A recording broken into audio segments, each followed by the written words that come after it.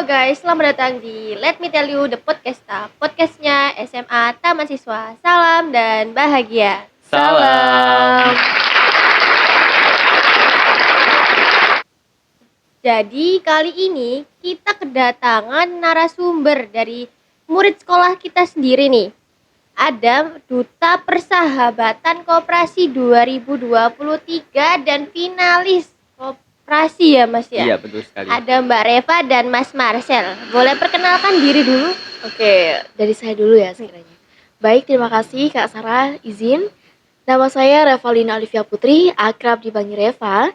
Saya merupakan siswi dari SMA Taman Siswa Kota Mojokerto dan saat ini saya duduk di bangku kelas 11 yakni kelas 11-6. Dan alhamdulillah saya menjadi Duta Persahabatan Koperasi tahun 2023. Oke, dan saya Marcel Dwi Martin dari kelas 11-1. Tentunya saya sebagai perwakilan SMA Taman Siswa Kota Mojokerto di ajang koperasi ini, Duta Koperasi ini. Oke, terima kasih perkenalannya buat Iya. Kak Reva dan Mas Marcel. nih. Sama-sama. Sama-sama. Ini gimana sih kok bisa jadi duta koperasi? Itu dinyalonin diri ke guru mau ikut ini atau emang disuruh sama guru atau gimana ini? Awalnya itu bukan nyalonin diri, Kak. Itu lebih kayak ada guru pembimbing kita nyuruh kita buat ikut sosialisasi Sosialisasi. awalnya. Jadi bukan Iya. bukan untuk perlombaan duta awalnya gitu. Bahkan kita berdua nggak tahu kalau ujung-ujungnya ada Duta Koperasi ini. Jadi kita disuruh mewakilkan sekolah untuk bersosialisasi mengenai koperasi. Akhirnya kita berdua go ke Dinas Diskop UKM Perindak dan di sela-sela kita selesai sosialisasi, ternyata ada pengumuman bahwasanya ada ajang Duta Koperasi. Dan alhamdulillah kita lolos seleksi Iya. menjadi finalis. Itu merupakan suatu hal yang nggak Wah, nyangka sampai soalnya sekarang. itu juga kan pengalaman pertama Iya. bagi saya dan juga Reva gitu. Betul Kayak, banget. Berarti awalnya dari sosialisasi koperasi. Iya. Akhirnya sekarang jadi duta persahabatan koperasi dan finalis Betul koperasi sekali. 2023. Iya. Itu ada kesan-pesan nggak sih dari waktu ikut duta koperasi ini, pengalaman yang Wah, berkesan itu apa? banyak Banyak banget banget, Mbak Saraya. tentunya banyak banget. Kayak mulai dari kita setiap minggu itu ada pertemuan, entah itu satu hari setiap minggunya itu buat latihan public speaking, terus tata cara kita berjalan lenggak-lenggok gitu ada. Jadi kayak capeknya itu kerasa. Tapi kita bawaannya itu have fun. Soalnya Iya, ketemu soalnya sama ketemu teman teman-teman yang yang dapat teman sefrekuensi, baru ya. iya, Sefrekuensi. sefrekuensi sama kita. Bahkan selama kita menjalankan 5 bulan, 6 6 bulan ya, bulan. 6 bulan Lebih. selama menjadi finalis, kita menganggap bahwasanya kita memang dalam perlombaan kan tentunya ada persaingan tuh Kak Sarah. benar. Tapi kita nggak mempunyai sifat seperti itu. Bahwasanya kita memiliki prinsip kalau kamu sing dapat juaranya, berarti kamu hebat. Tapi kalau- dalam garis bawah bukan dia saja yang hebat, Iya, semuanya hebat. Soalnya betul. sama-sama berjuang sampai detik ini. Jadi nggak ada tuh namanya saingan, namanya aku pengen nyaingin RIK sih, aku sok menang, gak ada sana. Jadi Iya. kita tuh bisa duduk rata. Betul. gitu. Oh iya, berarti banyak lah kesannya dari ikut duta koperasi ini. Betul Betul sekali. banget. Kira-kira duta koperasi ini pernah kemana aja sih? Untuk saat ini karena kan masih kemarin waktu finalnya kan masih kemarin sih Kak ya. Jadi belum pernah penugasan untuk keluar kota. Mungkin ada kayak acara waktu Sosialisasi ya ke sosialisasi itu ke sekolah-sekolah. kita diikutin juga, diikutsertakan gitu. Yang sosialisasi sama Ning Ita itu. Iya, Iya, betul betul sekali ke banget. sekolah-sekolah SMA, SMK sekota Mojokerto. Oke. Berarti ini Kak Marcel sama Kak Reva ini baru pertama kali mengikuti Ajang Duta Koperasi. seperti ini. Iya. Awal Ajang lagi waktu kita di semester 2 Iya. baru saja masuk semester 2 sudah mendapatkan pengumuman kita lolos seleksi dan akhirnya menjadi finalis. Itu merupakan Betul. suatu kebanggaan sekali ya.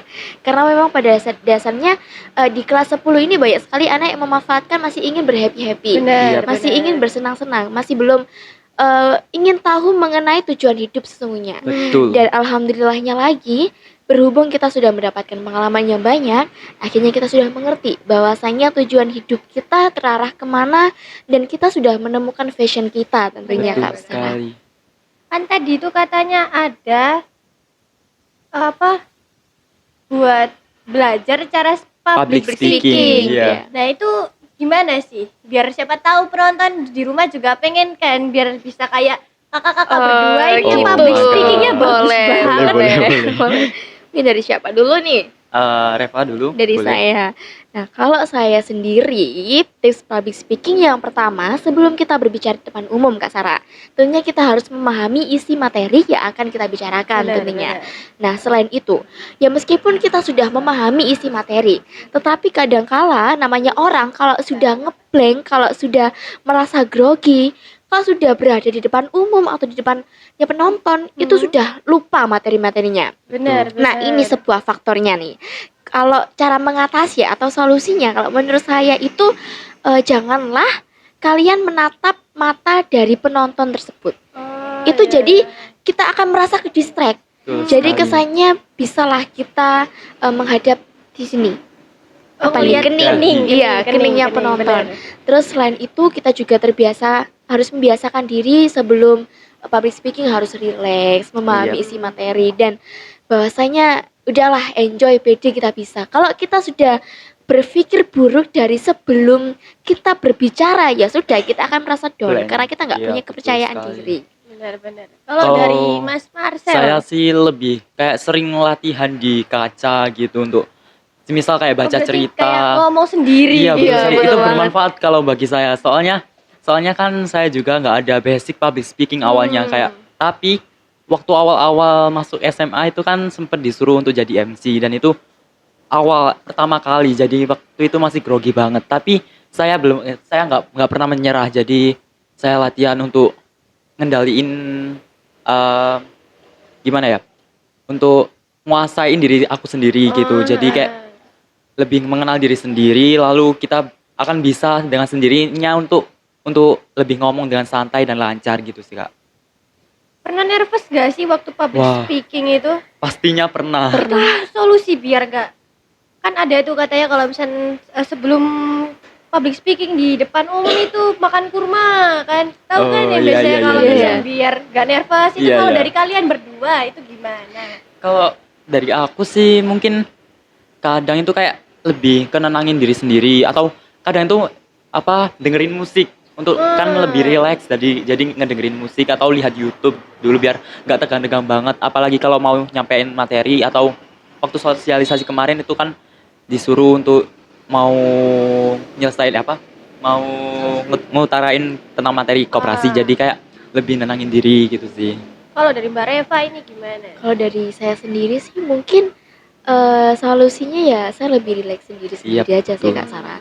Apalagi kan namanya orang meskipun kita sebelumnya grogi ya, sebelumnya grogi terus sudah ditenangin, tapi pas waktu maju bisa jadi kita grogi lagi. Betul. Nah, ini yang menjadi faktor. Nah, mungkin hal yang bisa kita hindari dari faktor tersebut dengan itu mungkin dari saya ya Kak. Kalau semisal saya dalam berpublic speaking nih, bagaimana sih caranya biar nggak makin ngeblank itu saya harus bisa nguasain diri. Semisal kalau berbicara itu entah itu tangannya. Jadi Betul. kita tuh memanfaatkan apa yang ada di anggota tubuh kita, kayak tangan. Kita menjelaskan dengan tangan seperti ini kan jadi penonton lebih memahami dan itu Benar, juga benar. sedikit menenangkan diri kita bahwasanya Benar, gitu. Betul. Terus kan tadi Kak Marcel bilang dari keluarganya nggak ada sama sekali basic public speaking. Betul. Kalau dari Kak Reva ini di keluarganya apa emang sebelum-sebelumnya orang tua Kak Reva ada yang bisa public speaking yang kayak Kak Ada yang Reva bagus udah kayak jago gini? gitu ya Kak. Itu Oh gitu. Ya, kalau dari keluarga sih memang kebetulan nggak ada ya Kak Sarah ya. Jadi saya juga nggak tahu. Saya pinter ngomongin dari berarti ini mana? otodidak gitu. Iya, Betul. otodidak. Otodidak.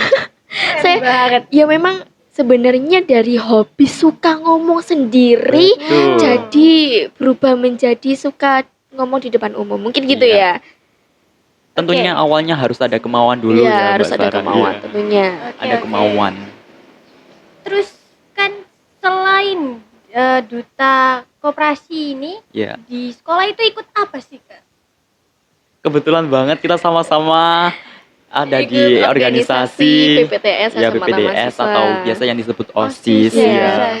Dan kebetulannya lagi saya menjadi wakil ketua PTS regenerasi tahun 2022 gitu Kak Sarah. Berarti ini sama-sama anggota OSIS. OSIS, Bener betul banget. sekali. Siap. Oke, karena waktunya tinggal 2 menit lagi, apa ada kesimpulan? Apakah Kak Reva atau Kak Marcel ada solusi biar penonton di rumah itu bisa public speaking Lebih yang pede bagus, lagi, biar iya. biar gak kalau public speaking gak gemeter gitu. Iya, ada dong. Ada siapa dulu nih? Dari mungkin Kak Oke, Marcel. Kak Marcel. mungkin kita harus gini ya. Kalau mau ingin ngelatih, ingin ngembangin diri sendiri, tentunya kita harus ada kemauan terlebih dahulu. Kalau kitanya sendiri nggak ada kemauan, maunya di bawah terus kapan majunya gitu. Bener banget. Jadi harus pede, harus yakin kalau diri ini bisa gitu sih Kak. Benar. Apalagi di masa SMA ini ya Kak Sarah, saya sedikit menambahkan, bukan waktunya lagi untuk bersenang-senang. Betul. Ya mungkin ada waktunya untuk bersenang-senang, tetapi di masa SMA ini kita sudah memulai untuk menentukan tujuan hidup sesungguhnya. Jadi kita harus berusaha teman-teman untuk menentukan fashion kita ada di mana. Misal kalau kita sudah menentukan fashion kita ada di mana, baru kita kembangin bersama-sama menjadi lebih baik lagi. Betul sekali. Jadi ini ada tambahan lagi atau gimana dari Kak Marcel dan Kak Udah. Reva? Sudah. Mungkin dari saya ya, sedikit tambahan semangat dalam memperjuangkan cita-cita dan tentunya jangan lupa berdoa dan senantiasa ingat kepada Tuhan Yang Maha Esa. Terima kasih. Disemangatin duta persahabatan koperasi. Gak Oh my bahaya God. Kak Sarah ini. Bahaya ini. Oke, terima kasih sekian dari podcast episode 2 kita kali ini. Dan oh iya, SMA Taman Siswa buka PPDB tahun 2024-25. Iya. Jadi jangan lupa daftar ke SMA Taman Siswa Mojokerto di Jalan Taman Siswa nomor 30. Sekian dari podcast kita kali ini. Terima kasih. Sampai jumpa. Bye, terima kasih.